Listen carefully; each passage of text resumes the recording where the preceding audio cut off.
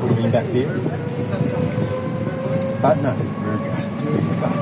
Jesteśmy w małym autobusie i jedziemy na wycieczkę.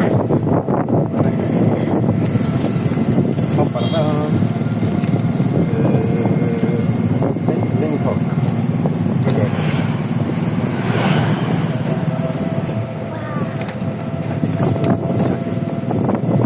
Also, we can see some of the landscapes around Minden Station.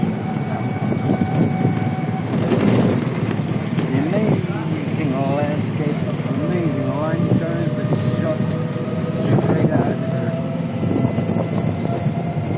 Wow, so nice! Right. Oh, we can come here for a tea one day. Yeah, these are the contraptions, electric.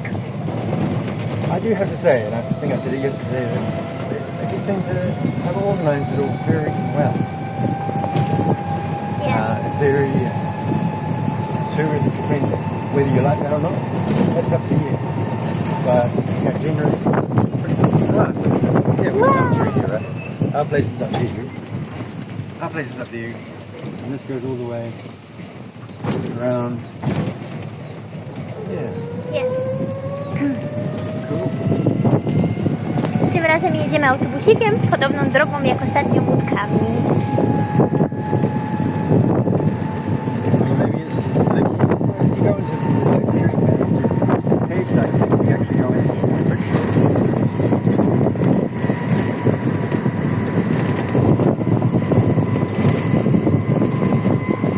I guess this is kind of what it would be like if you were on a motorcycle. Right? Yeah. Ogromne liście z lotosem. Wow! Lotus. I don't know what's better. This is pretty cool. Yeah. Co lepiej, łódką czy autobusikiem?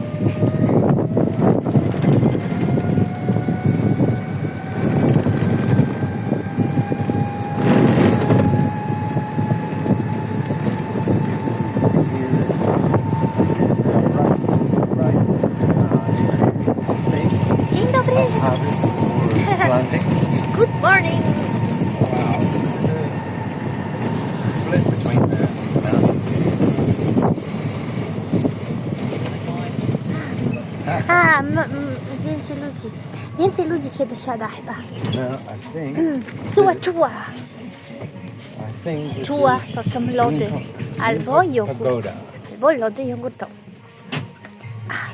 This one's First stop. Linkop.